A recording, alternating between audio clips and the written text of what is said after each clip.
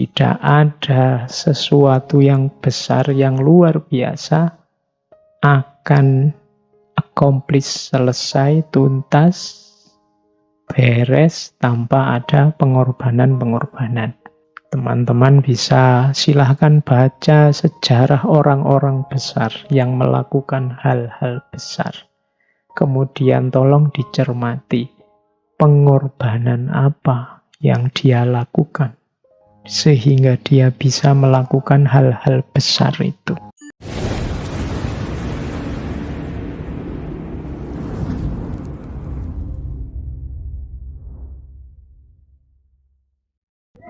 Bismillah. Assalamualaikum warahmatullahi wabarakatuh. Bismillahirrahmanirrahim. Alhamdulillahirabbil alamin. Wa bihi nasta'inu ala umurid dunya waddin. Allahumma sholli wa sallim wa barik ala habibina wa syafi'ina Sayyidina wa maulana Muhammadin wa ala alihi wa ashabihi wa man tabi'ahum bi ihsanin ila yaumiddin. Bismillah. Mari kita lanjutkan ngaji filsafat kita. Mari tetap kita niatkan ngaji malam hari ini sebagai ikhtiar kita untuk senantiasa meningkatkan kualitas diri lewat jalan ilmu. Karena betapapun situasi hidup kita, kalau itu kombinasinya dengan ilmu, insya Allah yang lahir adalah kebaikan dan juga keberkahan. Kalau ilmu kita kombinasikan dengan kekayaan, kemungkinan akan lahir inovasi-inovasi. Karena orang berilmu yang kaya berarti dia punya modal. Ketika kaya plus ilmu bergabung, lahirnya inovasi. Sebaliknya, kalau kekayaan itu kombinasinya lawannya ilmu, kebodohan, kemungkinan lahirnya bukan inovasi-inovasi, tapi kerusakan-kerusakan.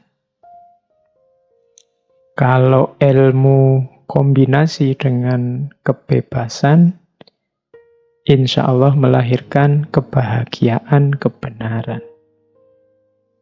Tapi kalau kebebasan ini kombinasi dengan kebodohan, lahirnya chaos, pasti kekacauan. Kalau ilmu kombinasi dengan kekuasaan, insya Allah melahirkan keadilan. Tapi kalau kekuasaan kombinasi dengan kebodohan, kemungkinan hasilnya juga kerusakan, kezaliman. Bahkan kalau ilmu kombinasi dengan kemiskinan, lahirnya insya Allah adalah jiwa-jiwa yang qanaah. Tapi kalau kemiskinan ini kombinasi dengan kebodohan, kemungkinan lahirnya adalah perilaku-perilaku kejahatan. Jadi teman-teman, untuk kualitas diri kita, kemuliaan hidup kita, situasi apapun yang kita alami, kombinasinya akan bagus kalau itu plus ilmu, termasuk saat kita menghadapi bencana seperti hari ini. Oke, itu sedikit pengantar untuk memberikan semangat, gairah lagi dalam diri kita dalam rangka menambah ilmu. Malam ini tema sisipan dan juga pesanan. Kita akan membahas tentang pengorbanan, bagian dari tema besar falsafah hidup yang pasti akan kita hadapi dan kita alami, yaitu pengorbanan. Tidak ada orang yang tidak pernah melakukan aktivitas pengorbanan, meskipun mungkin banyak di antaranya yang tidak sadar.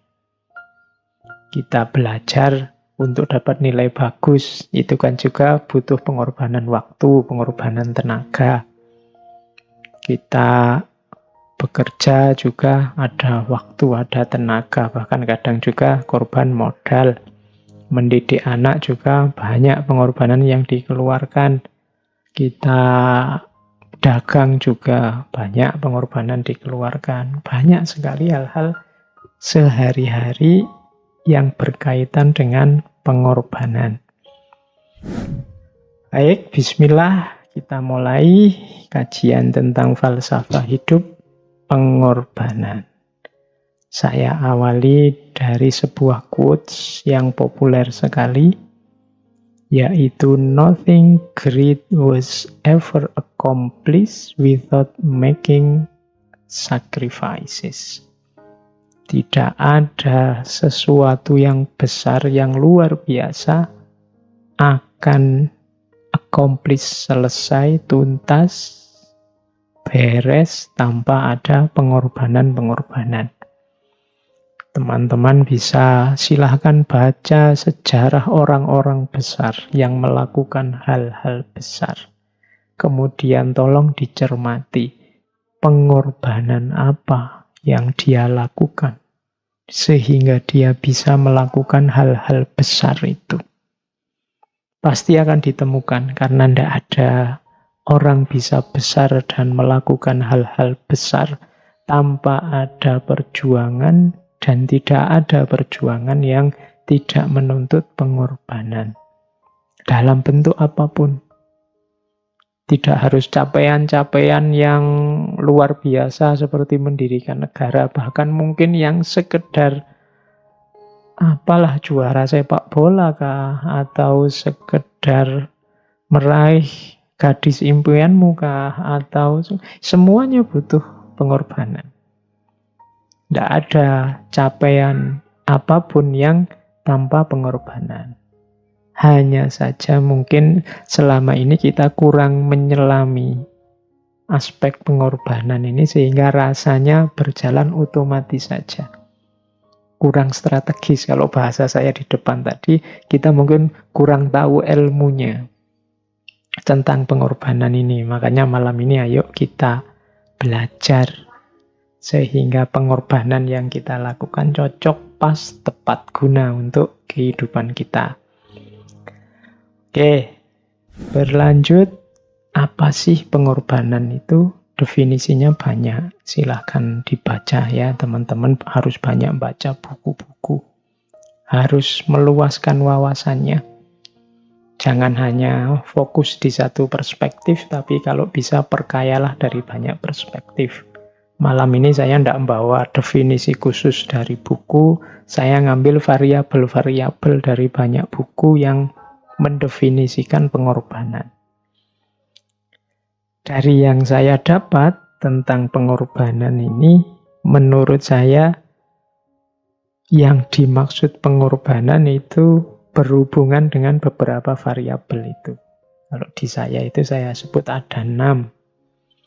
Kapan sesuatu itu bisa disebut pengorbanan? Yang pertama ada kesadaran, yang kedua ada memberi atau mempersembahkan, yang ketiga ada unsur berharga atau bernilai, yang keempat ada yang dimiliki, yang kita miliki, yang keenam alasannya, prinsip tertentu atau nilai tertentu, yang kelima, yang keenam tujuannya, biasanya untuk sesuatu yang lebih tinggi. Mari kita lihat satu-satu ya, pelan-pelan. Karena kalau agak cepat mungkin menangkapnya agak susah karena kita pakai audio. Visualnya silahkan dilihat di tulisannya. Kalau saya ngomongnya cepat, saya takutnya teman-teman agak kerepotan. Makanya saya ngomongnya agak lambat. Nanti kalau butuh cepat, silakan dicepatkan sendiri. Di rekamannya pastinya. Oke, yang pertama pengorbanan itu kesadaran. Jadi agar nilai pengorbanan itu memang bernilai pengorbanan, ya harus sadar bahwa kita sedang melakukan pengorbanan. Kalau tidak sadar itu namanya kecelakaan. Wong pengorbanan itu kita kehilangan sesuatu, memberikan sesuatu. Kalau itu tidak sadar kan namanya kehilangan, kecelakaan. Maka harus ada kesadaran. Tidak bisa kita bilang rasa-rasanya saya sudah berkorban banyak. Ulah kok rasa-rasanya? Lah memang niatnya ingin mengorbankan apa tidak? Kalau kemarin memang tidak sadar tiba-tiba kehilangan atau tidak sadar tiba-tiba memberikan sesuatu, ya kamu sedang tidak berkorban. Tadi kamu mungkin tertipu atau kamu mungkin sedang kecelakaan karena kamu kehilangan sesuatu padahal ya tidak niat. Kesadaran itu kalau dalam agama kan nanti berarti ada niatnya memang dilakukan secara sengaja. Jangan sampai melakukan pengorbanan tidak sengaja. Oke, ya itu uraiannya panjang tapi teman-teman pasti ngerti ya kalau kesadaran. Yang kedua, setelah sadar, aspek kedua pemberian. Jadi kita memberi atau mempersembahkan kepada yang di luar diri kita. Jadi sadar untuk memberi atau mempersembahkan. Yang ketiga, yang berharga. Kalau tidak berharga, ya namanya bukan pengorbanan, tapi mungkin kamu sedang buang sampah, bersih-bersih, yang tidak kamu suka, yang kamu berikan itu bukan pengorbanan. Makanya ada ayat yang menyatakan lan tanalul birra hatta tunfiqu ma tuhibbun. Belum termasuk kebaikan kalau kamu belum memberikan atau mempersembahkan apa yang kamu sukai. Pak, saya rajin sedekah kok Pak. Saya setiap tahun sekali mensedekahkan bekas-bekas baju yang saya tidak suka. Wah, ya itu sedekah ya, tapi pengorbanan mungkin tidak. Wong ya kamu sudah tidak suka kan berarti mau kamu buang. Mau kamu singkirkan. Nah, iya ada pahalanya insya Allah wong sedekah, tapi tidak termasuk pengorbanan. Kebaikannya kurang besar, tetap baik. Tapi baik yang sejati, yang lan tanalul birra tadi, harus yang tunfiqu ma tuhibbun.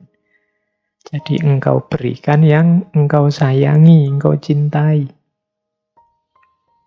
Barang ya maksudnya.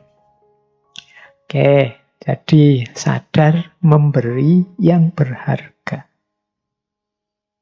Makanya korban itu ya binatang-binatang yang secara mudahnya termasuk yang berharga. Zaman Nabi kan ini binatang ternak yang manfaatnya banyak. Sapi, kambing, onta, itu kan dipandang berharga.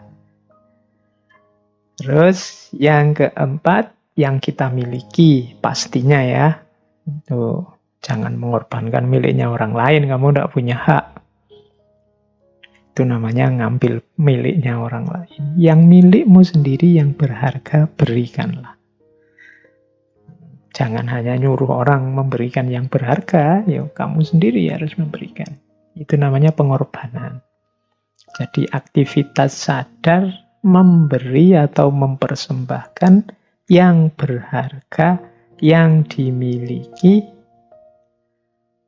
Terus biasanya karena prinsip atau nilai tertentu yang kita percayai kebenarannya. Misalnya ada pahlawan berkorban demi nusa bangsa, negara, agama. Itu kan ada prinsip yang dia yakini kebenarannya. Daripada orang Indonesia, saudara-saudaraku ini hidup terjajah, aku yang berjuang. Biarlah aku yang dipenjara, biarlah aku yang dipukuli, biarlah aku korbannya, tapi nantinya orang-orang akan bahagia. Ada prinsip yang diyakini. Atau prinsip perintah agama. Aku percaya bahwa Allah itu maha tahu tentang yang terbaik untukku dan Allah menyuruhku berkorban, maka aku berkorban. Nah, itu berarti ada prinsip di balik itu. Prinsip ini penting biar menguatkan kesadaran tadi. Biar kalau orang tanya, kenapa sih Mas harus berkorban, kamu bisa jawab. Kenapa? Ada dasarnya. Mengapa sih kamu kok sampai segitunya berkorban untuk calon istrimu itu? Kan kamu kalau gini kan bisa jawab, kalau kamu ada prinsipnya. Ya karena saya cinta padanya, karena aku suka padanya. Biar dia tetap dekat dengan aku dan seterusnya. Itu berarti ada prinsip atau nilai yang diperjuangkan. Selain prinsip atau dasar, ada juga biasanya tujuannya. Tujuan yang tentunya lebih tinggi dari yang dikorbankan tadi. Biasanya ada itunya. Meskipun tidak selalu sebenarnya. Tujuan itu gini, kalau kita ingin bakar sampah, saya dulu guru saya pakai ilustrasi begitu, kita kan butuh korek. Bakar itu kan butuh api, tapi kita harus punya modal. Kita mengorbankan api juga lewat korek api. Korek api ini sebenarnya sudah api, tapi kita korbankan untuk mencari api yang lebih besar. Untuk tujuan yang lebih tinggi. Kita tadi misalnya sama calon istri atau calon suami mengorbankan waktu, mengorbankan tenaga, bahkan mengorbankan modal, uang untuk neraktir, untuk macam-macam. Kamu kan punya target lebih tinggi. Biar dia tetap mau terus sama aku misalnya. Nah, itu target yang lebih tinggi. Jadi, ya kalau agama mencari ridhonya Allah, mencari sayangnya Allah, mencari kedekatan dengan Allah, itu kan tujuan yang lebih tinggi. Apalah artinya seekor kambing, apalah artinya seekor sapi, demi yang maha segalanya. Itu berarti ada tujuan yang lebih tinggi. Jadi korban itu secara definisi ada 6 variabelnya, yaitu kesadaran untuk memberi atau mempersembahkan yang berharga yang kita miliki dengan dasar prinsip atau nilai tertentu untuk tujuan tertentu yang lebih tinggi. Ini definisi umum dulu ya tentang pengorbanan. Nanti belakangan kita tarik ke upacara korban, ritual korban yang kita jalankan setiap Idul Adha. Terus selanjutnya, pengorbanan dalam hidup ini sebenarnya adalah sebentuk sunnatullah. Ayo kita pahami pelan-pelan di mana sunnatullahnya. Diawali dari hakikat kehadiran kita di muka bumi. Allah kan berfirman, afa hasibtum annama khalaqnakum abasa, apakah engkau anggap aku menciptakanmu itu iseng? Kehadiran manusia di muka bumi ini kan tidak iseng, tidak kebetulan, tapi ada tujuannya, ada amanah, ada tanggung jawab yang harus dia jalankan.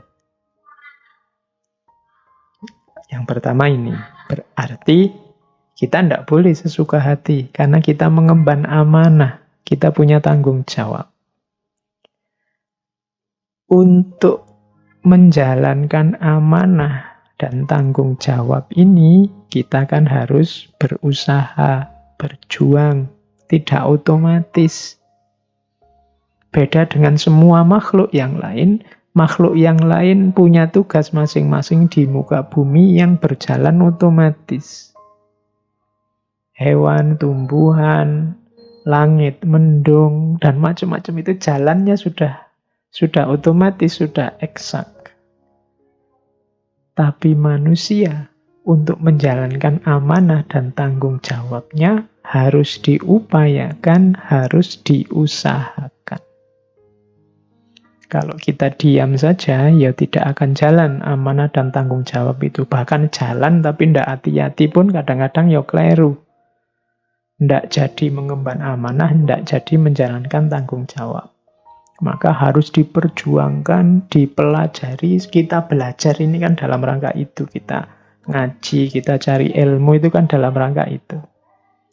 Jadi kita hidup di dunia ini ndak iseng, ndak asal, ada amanah dan tanggung jawab yang itu harus diusahakan untuk menjalankannya. Nah, selanjutnya untuk suksesnya amanah tadi, untuk suksesnya usaha dan perjuangan tadi, mau tidak mau kita butuh pengorbanan. Kalau nuruti nafsu keinginan kita, mungkin ya kita nyari enaknya saja, melupakan amanah dan tanggung jawab. Tapi begitu kita ingin serius, kita harus berjuang. Begitu kita berjuang, pasti ada yang dikorbankan. Ya paling tidak mengorbankan keinginan kita untuk sesuka hati. Mengorbankan tenaga, waktu, biaya, dan lain sebagainya. Nah, yang semacam ini sifatnya fitri. Kalau bahasa Inggrisnya necessary, niscaya, pasti begitu. Kalau kita tidak mau berkorban, perjuangan kita tidak sukses. Kalau perjuangan kita tidak sukses, amanah dan tanggung jawab tidak akan terlaksana. Bahwa manusia harus mengusahakan sehingga amanah dan tanggung jawab itu terlaksana, sementara usaha itu menuntut pengorbanan. Itulah yang kita sebut nanti, oh ternyata pengorbanan itu sunnatullah. Orang yang tidak mau berkorban, nyari enaknya sendiri saja, ya tidak jadi sukses menjalankan amanah dan tanggung jawab. Hari ini kan banyak orang mengeluh, macam-macam yang dikeluhkan, macam-macam yang diproteskan. Itu kadang-kadang dari nada mengeluhnya kelihatan orang ini ingin enak terus. Tidak mau sedikit berkorban demi suksesnya amanah dan tanggung jawab kita dalam mengemban tugas sebagai hamba Allah dan khalifatullah. Maka ketika kita besok lusa itu disunahkan untuk berkorban, sebenarnya pelajaran besarnya antara lain adalah mbok yo mental kita itu tidak mental yang manja, yang nyari enak, terus nyari seneng terus. Untuk suksesnya ideal-ideal kita ya memang perlu pengorbanan-pengorbanan. Itu antara lain rahasia kenapa korban ini disunahkan kalau dalam Islam. Nanti kita lihat masih sangat banyak rahasia-rahasia yang lain, hikmah-hikmah yang lain. Oke, jadi teori pertama tentang pengorbanan, yaitu pengorbanan adalah sunnatullah. Yang kedua, ini teorinya masih mirip. Korban adalah modus dalam hidup untuk kita sukses. Nah, ini saya bawa 3 peribahasa sekaligus. 1 bahasa Inggris, 1 bahasa Indonesia, 1 bahasa Jawa. Mungkin teman-teman dari banyak daerah yang lain punya peribahasa masing-masing. Kalau dalam bahasa Inggris ada peribahasa there is no free lunch. Jadi tidak ada makan yang gratis. Jadi kalau tiba-tiba kok temenmu neraktir, kan itu nama lainnya itu. Ayo tak traktir, itu biasanya yo ono karepe, ada keinginannya. Jadi there is no free lunch itu tidak ada makan siang yang gratis. Kenapa kok temanmu itu mau berkorban neraktir kamu, mau berkorban jemput kamu, mau berkorban apalah yang ditujukan padamu, pasti ada pamrihnya. Itu maksudnya pepatah itu begitu. Jadi tidak ada Makan siang yang gratis. Lah kok enak minta makan siang tok, apalagi tiap hari. Mesti ono karepe itu. Carilah pasti ada. Itu maksudnya peribahasa itu. Itu menunjukkan bahwa orang itu ya memang begitu. Kalau untuk sampai pada yang dia inginkan pasti ada yang dia korbankan. Ya kalau temenmu tadi ya dengan cara neraktir. Yang kedua, kalau ini dalam bahasa Indonesia, ini sering kita dengar kadang-kadang. Kalau ada orang ngomong, uang bukan segalanya, tapi segalanya perlu uang. Nah, ini saya analogikan tadi pakai korek. Dia butuh modal, butuh ada yang dikorbankan. Maksudnya teman-teman pasti sudah paham, saya tidak harus menjelaskan detail. Ada yang dari bahasa Jawa, Jerbasuki Mawa Beyo. Kesuksesan itu butuh biaya, butuh modal.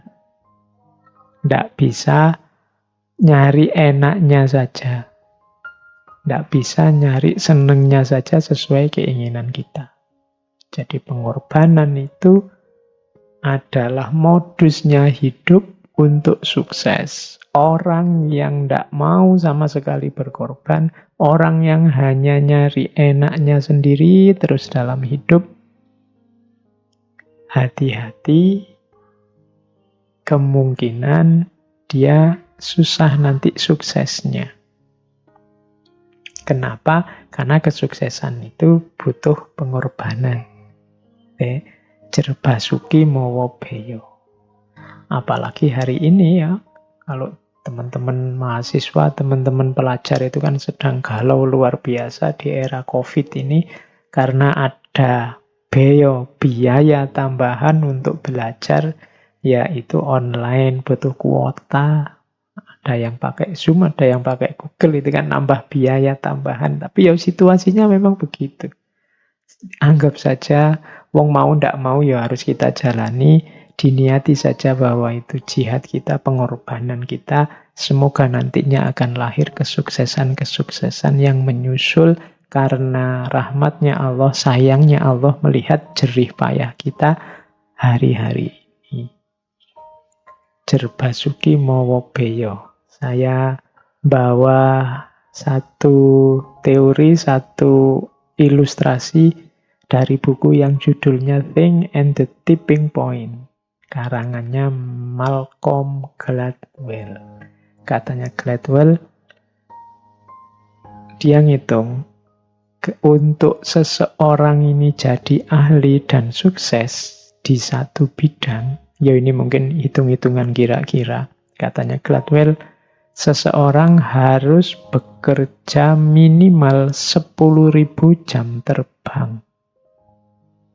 Kalau dihitung secara matematika, 10.000 jam terbang itu, kalau kita kerjanya 8 jam sehari, seminggu 5 hari, Sabtu Minggunya libur, itu butuh waktu sekitar 4-5 tahun untuk jadi ahli. Oh, ini teorinya silahkan didiskusikan sama teman-teman ya. Sekarang kan banyak ahli dadakan. Ada yang baru baca satu buku, satu kitab, terus merasa ahli. Nah, ahli itu katanya Gladwell tadi dia harus punya 10.000 jam terbang. Berarti 4-5 tahun dia kerja keras mendalami disiplin yang dia inginkan. Itu minimal. Kalau agama ya berarti kamu mondok dulu deh minimal 5 tahun.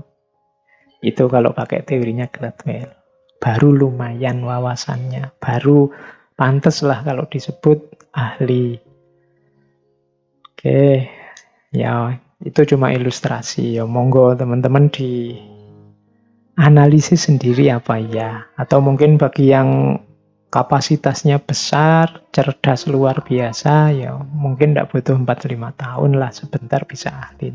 Ya tapi kapasitas yang besar ini. Kapasitas ini kan setiap orang beda-beda. Mungkin ada yang lebih lambat. Karena mungkin disiplinnya susah atau kapasitasnya tidak terlalu besar. Tapi yang jelas tetap butuh kerja keras dan pengorbanan. Inilah modusnya sukses dalam hidup. Terus, nah sekarang karakter yang mendukung. Karakter yang mendukung ini berarti jiwa-jiwa yang mau berkorban, jiwa-jiwa yang dengan sukarela, rela untuk berkorban, itu jiwa-jiwa yang punya kualifikasi tertentu. Punya karakter tertentu yang bisa mengarah ke sana. Yang pertama apa? Orang yang biasanya mudah dan gampang untuk memberikan persembahan pengorbanan itu orang yang jiwanya punya empati. Empati itu ada filosof hermeneutik namanya Wilhelm Dilthey. Empati itu definisinya adalah transposisi.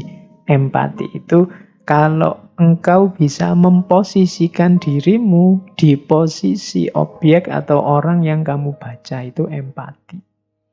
Kalau lihat temenmu misalnya sedang sedih karena kuliah tidak lulus-lulus misalnya, nah itu empati, itu kamu ikut merasakan yang dia rasakan. Seandainya aku yang tidak lulus-lulus, betapa sedihnya, betapa galaunya, maka aku pahami kesedihannya, kegalauannya. Itu empati. Seandainya aku yang jadi dokter, jadi perawat, yang harus merawat orang-orang yang kena COVID, sebenarnya ya agak enggan, gimana wong itu kewajiban. Dengan resiko dirinya sendiri kena, maka keluhan mereka aku bisa paham. Ini namanya empati. Memposisikan diri di posisi orang yang engkau baca. Seandainya aku yang miskin seperti itu, seandainya aku yang keleleran di pinggir jalan 3-4 hari tidak makan, seandainya aku yang hidup di pelosok pedalaman, jangankan sinyal, misalnya telepon biasa aja tidak nyambung, gimana harus kuliah online misalnya. Wah, bisa kurasakan kegalauannya kalau sekarang semua harus online, termasuk sekolah, termasuk kuliah. Ini namanya empati. Orang yang punya jiwa empati inilah yang mudah nanti untuk berkorban. Mudah untuk diminta pengorbanannya. Semakin besar daya empatinya, biasanya semakin dia mudah toleran, mudah membantu, mudah terjun ke lapangan untuk memberikan apa yang dia miliki. Ini karakter pertama. Maka pupuklah atau hidupkanlah karakter ini dalam dirimu. Semakin banyak orang yang punya karakter empatik ini, mungkin Indonesia ini semakin mudah bangkit dari banyak masalah. Karena selama ini banyak masalah menurut saya muncul karena menipisnya empati dan naiknya ego. Setiap orang hanya tahu dan membaca kebenarannya sendiri, situasinya sendiri, pemahamannya sendiri, kurang keluar untuk mengempati orang-orang di sekitarnya. Oke, terus yang kedua, karakter yang mendukung jiwa korban adalah believe on a just world. Yaitu orang yang punya keyakinan dunia ini bisa ditata, bisa diatur, bisa ditertibkan, bisa jadi adil. Ini dengan kata lain orang yang berpikirnya optimis. Enggak, iya saya akan berkorban demi orang ini bahagia, demi lingkunganku beres, saya akan capek, enggak apa-apa, asal teman-temanku semua kebutuhannya terpenuhi. Loh, ini kan kalau orang enggak berpikir positif, optimis, susah. Kalau orang berpikirnya begini, alah, kayak Indonesia ini, mbok presidennya malaikat juga akan tetap kacau. Kemungkinan orang yang berpikir semacam ini tidak akan berjuang lagi sudah. Wong malaikat aja nggak ngatasi, apalagi manusia. Mental belief on a just word-nya tidak keluar. Jadi yakinlah bahwa dunia ini bisa adil kok. Dunia ini bisa ditata. Wong manusia itu punya akal, manusia itu punya budi, bisa diberitahu, bisa diatur. Jadi ini lebih mudah membuat orang mau berkorban. Kita kan males mau berkorban capek-capek, tapi tidak mungkin Indonesia bisa damai, tidak mungkin kita ini bisa tentram, tawuran, ya wes. Tidak jadi berarti. Ngapain kita capek-capek korban, ngapain kita capek-capek ngasih orang lain, sudahlah, tidak usah. Nah, tidak believe on a just word. Percayalah, mungkin kok lahirnya keadilan di muka bumi ini. Nah, ini orang yang mentalnya begini, biasanya lebih mudah untuk dituntut berjuang, dituntut berkorban. Yang ketiga, orang yang mampu mengkontrol mentalnya, dirinya. Kalau di situ ditulis mengontrol diri secara internal. Nama lainnya orang yang menguasai dirinya. Orang yang menguasai dirinya itu orang yang kalau ada wawasan baru yang baik, kalau ada kebenaran yang lebih benar dari yang dia yakini sebelumnya, ini mudah mengadaptasinya. Oh iya, saya kemarin salah. Yang benar ini nih. Oke, sekarang aku ganti ini. Ini orang jago ini. Bisa mengontrol dirinya. Banyak orang tidak bisa seperti ini. Banyak orang terkungkung oleh egonya. Ya menurut saya itu lebih benar sih, tapi mesti ono tapi nih. Karena dia tidak mau jatuh. Nah, orang yang mampu mengontrol dimensi internal dirinya, ini orang yang bisa menguasai dirinya. Kalau waktunya ndak boleh, ya dia bisa bilang ke dalam dirinya, ndak, itu ndak boleh loh ya. Kalau waktunya boleh, kalau ini boleh. Nah, kalau ini bagus, meskipun bukan milikku, tapi menurutku itu bagus. Tapi yang ini menurutku jelek, meskipun ini milikku sendiri. Ini susah orang bisa objektif dan mengontrol dirinya untuk berlaku objektif seperti ini. Tapi semakin orang bisa begini, semakin mudah dia berkorban. Misalnya, korban itu membawa kepuasan diri loh. Kalau kita lihat orang lain bahagia, kita pun akan bahagia. Loh, ini orang yang bisa mengontrol dirinya, dia bisa bahagia beneran dengan cara memberi orang lain. Kenapa kok bisa begitu? Ya karena dia sudah mampu menaklukkan dirinya. Itu yang ketiga. Dan yang terakhir, ego yang rendah. Ego yang rendah kayak tadi kan empati lawannya ego. Semakin rendah ego, semakin mudah orang berkorban. Semakin tinggi ego, semakin susah berkorban, atau kalau melakukan korban, pamrihnya besar. Nah, teman-teman, berarti lahirkan jiwa-jiwa penuh pengorbanan antara lain dengan cara peliharalah empati dalam dirimu, percayalah akan adanya dan mungkinnya dunia yang adil, tertib, baik, kuasai dan kontrol dirimu, dan yang terakhir, egomu jangan terlalu tinggi. Semakin tinggi egomu, semakin susah engkau berkorban untuk orang lain. Karena pikiranmu hanya tentang dirimu saja. Seolah-olah dunia ini isinya hanya engkau, dan seolah-olah engkau yang paling penting di muka bumi ini. Yang semacam ini biasanya susah berkorban, bahkan mungkin dia menuntut orang lain berkorban untuk dirinya. Jadi, teman-teman, mulai sekarang latihan ini. Karena tadi ya, kenapa sih Pak kok tidak menghidupkan jiwa penuh pengorbanan? Loh, wong sukses itu butuh pengorbanan, seperti yang saya jelaskan di depan. Dan yang kedua, ternyata sunatullah dalam kehidupan ini, kalau kita ingin menjalankan amanah dan tanggung jawab sebagai makhluk Allah, Abdullah dan Khalifatullah, ya kita harus mau dan harus mampu berkorban. Terus kita lanjutkan. Selanjutnya, pengorbanan adalah manifestasi dari satu watak yang kita kenal sebagai cinta. Orang itu kalau mode hidupnya adalah cinta, maka pengorbanan itu bukan sesuatu yang berat.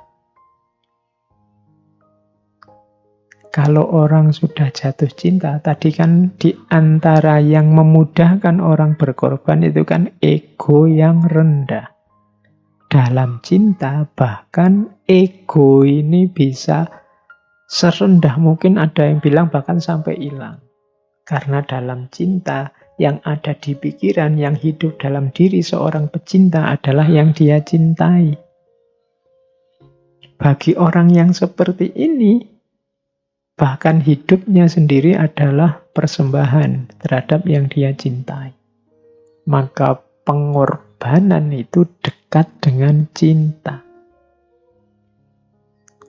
Pengorbanan yang tulus adalah manifestasi dari cinta yang juga tulus. Rumus pertama itu. Sebaliknya, kalau engkau cintamu tulus, maka akan lahir dari situ pengorbanan yang sama tulusnya. Tapi kalau cintamu berpamrih, ya pengorbanannya menanti balasan, menanti terwujudnya pamrih tadi. Jadi ini ada hubungan timbal balik. Orang yang pecinta sejati akan terdidik dirinya untuk mudah melakukan pengorbanan. Dan orang yang membiasakan dirinya untuk berkorban, menghidupkan karakter-karakter seorang yang mudah berkorban, maka akan terbentuk jiwa pecinta dalam dirinya. Kalau cintanya masih berpamrih, ya pengorbanannya juga masih berpamrih. Masih ingin balesan. Kamu sudah tak traktir hampir tiap malam minggu, masa di WA saja ndak bales? Nah itu mungkin ada pamrihnya. Minta dibales. Minta rewardnya. Minta balasannya. Kalau masih ada pamrih-pamrih berarti belum tulus. Ya pengorbanannya juga belum tulus. Dikalkulasi terus, dihitung terus. Selama aku bersamamu, sudah habis berapa aku? Nah, itu berarti masih kalkulasi-kalkulasi yang berpamrih, bukan cinta. Maka, biasakan berkorban, biasakan melakukan pengorbanan, selain tadi dia sebagai jalan untuk sukses, dia juga sebagai manifestasi dari cinta. Oke, saya lanjutkan. Jadi manfaat pertama itu.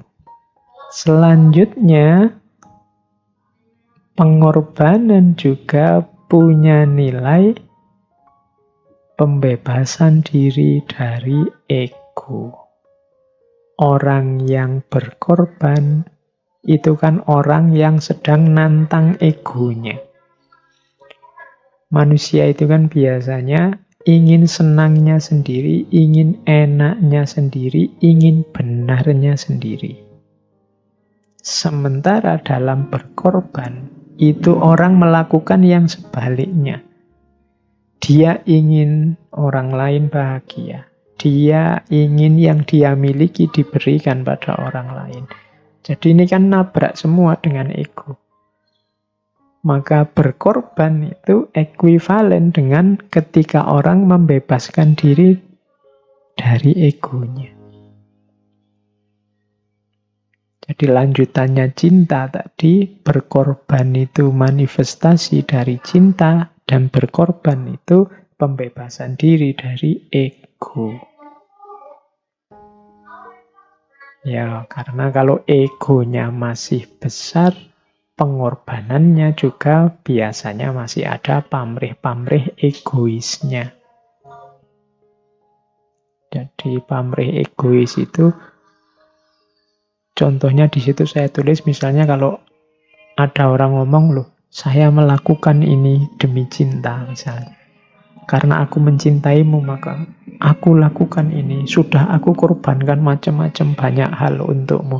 Nah, ini menunjukkan sebenarnya ya pusatnya masih aku. Kalau pusatnya masih aku, masih egois. Kalau masih egois, biasanya pengorbanannya belum tulus.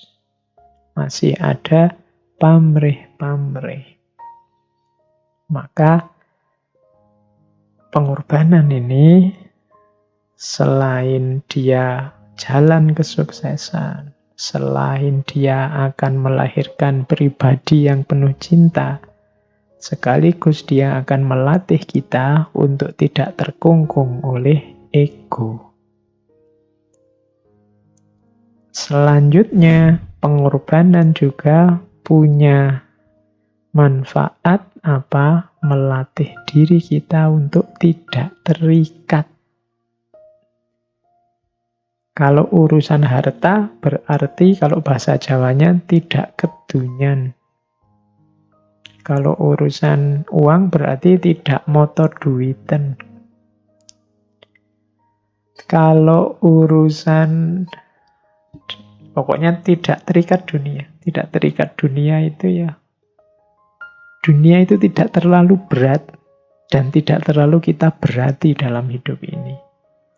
Orang yang mudah berkorban, bahasa Jawa ini mungkin nyah-nyoh, itu kan orang yang tidak sangat terikat dengan hartanya. Orang yang pelit, orang yang susah sekali berkorban, itu biasanya orang yang sangat terikat dengan kepemilikannya. Semakin orang terikat dan tergantung pada kepemilikan, biasanya semakin susah dia berkorban. Ini sapiku, aku sudah memelihara sejak dia pedet, sejak dia kecil, masa harus dikorbankan? Ini kalau dijual kan mahal untuk ini. Itu ada keterikatannya. Jadi pengorbanan melatih kita untuk tidak terikat. Kenapa? Karena semakin terikat kita dengan dunia, semakin berat langkah kita untuk mendekat ke Allah, untuk ilaihi roji'un. Maka agama di antara hikmahnya mengapa kita, kalau dalam Islam disunahkan untuk berkorban, untuk melatih jiwa kita agar tidak terlalu terikat oleh dunia. Melatih kita untuk menyapih dunia. Karena kalau tidak, kalau kita nyusu terus ke dunia, kita tidak akan jalan-jalan ilaihi roji'un. Kita tidak akan bergerak mendekat ke Allah. Maka banyak sarana oleh Allah diberikan biar kita ingat dan segera sadar tugas kita adalah kembali kepadanya. Dunia hanya media, hanya alat, hanya sarana. Jangan memberati kita dan jangan dijadikan tujuan. Nah, berkorban dan pengorbanan itu mendidik jiwa secara luar biasa untuk tidak terikat oleh dunia. Nah, teman-teman ada berapa tadi ya? Ternyata mentalitas orang yang rela berkorban itu ada banyak manfaatnya. Selain tadi merintis jalan untuk sukses, kemudian juga pembebasan diri dari ego, kemudian juga melahirkan jiwa yang penuh cinta, dan juga melatih kita untuk tidak terikat oleh dunia. Selanjutnya, ada lagi ternyata manfaatnya apa? Logika tirakat. Logika tirakat itu maksudnya apa? Berkorban. Ini adalah gaya hidup yang menggunakan logika tirakat. Logika tirakat itu apa? Tirakat mungkin kalau yang teman-teman Jawa sudah akrab ya. istilah tirakat. Dekat dengan bahasa Jawa taroka. Taroka itu meninggalkan. Tirakat itu tarak. Jadi menjauh sebentar dari dunia. Kenikmatan-kenikmatannya, hiruk pikuknya, untuk menggembleng diri pada saatnya kalau nanti sudah tangguh. Kembali lagi ke kancah kehidupan nyata. Itu tirakat namanya. Nah, pengorbanan ini adalah salah satu modus, salah satu cara untuk bertirakat. Logika tirakat itu apa sih? Di situ saya tulis ada beberapa. Logika tirakat itu logikanya mirip orang yang puasa yang nanti pada saatnya akan buka puasa. Puasa itu kan orang yang sebenarnya dia bisa makan kalau pagi atau siang, uangnya banyak, tapi dia milih tidak makan. Ini kan tirakat. Wong yo, dia bukan orang yang tidak punya, cuma dia milih tidak makan. Demi apa? Nanti ada kebahagiaan lebih besar, namanya buka puasa. Di ilustrasinya logika tirakat itu ya kita puasa demi buka puasa. Orang yang berkorban tadi kan begitu. Loh kalau mau kamu nikmati kepemilikanmu apapun.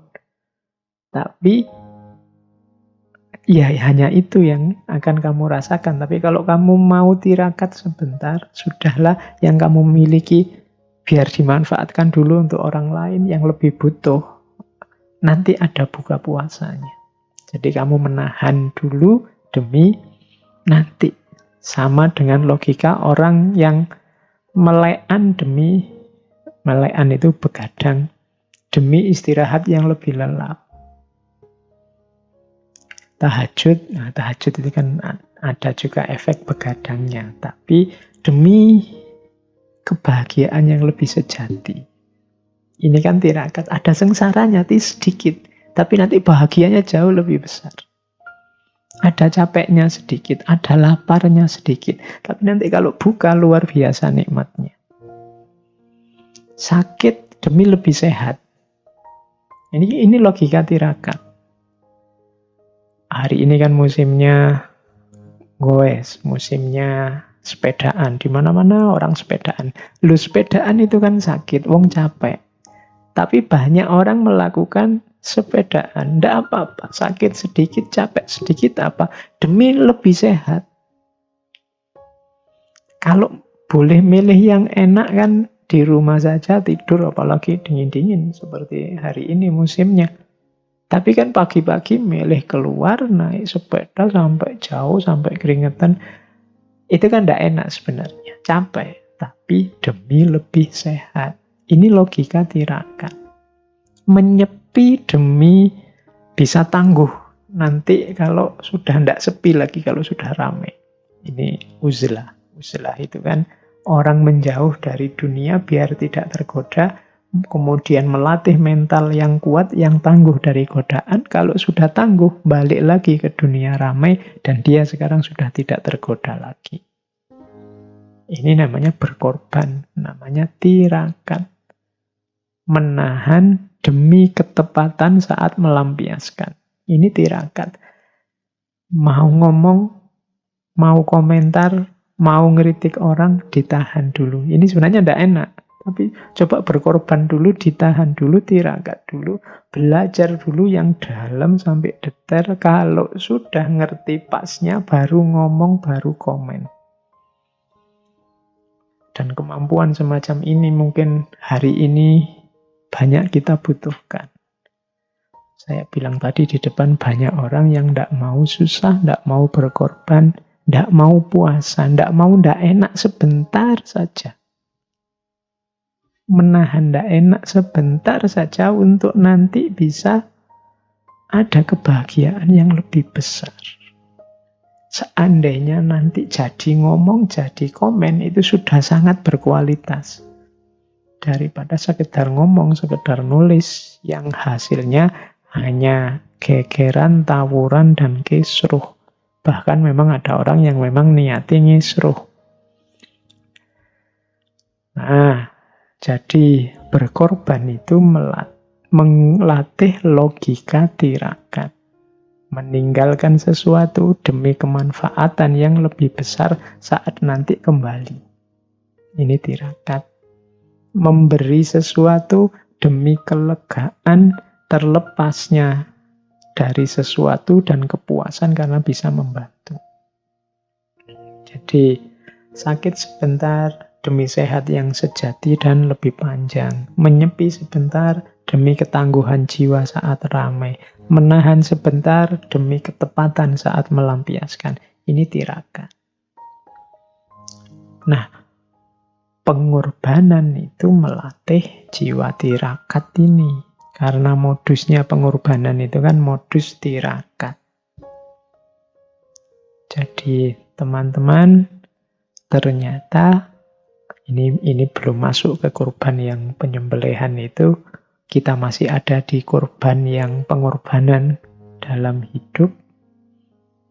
Bagaimana pentingnya nilai pengorbanan dalam hidup. Ternyata secara umum berkorban itu penting dan luar biasa untuk hidup kita. Kalau mau diulang tadi dari depan, yang pertama pengorbanan itu adalah sunnatullah. Yang kedua, pengorbanan itu adalah jalan kesuksesan.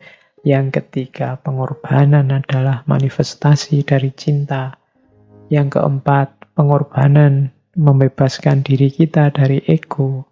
Yang kelima, pengorbanan melatih kita untuk tidak terikat dengan dunia. Dan yang keenam, pengorbanan adalah tirakat. Yaitu menahan sebentar, menjauh sebentar, sakit sebentar, puasa sebentar, demi kebahagiaan, demi buka puasa, demi kebenaran yang lebih manfaat pada akhirnya. Oke, baik. Itu tadi dasar-dasar konsep-konsep pengorbanan secara umum.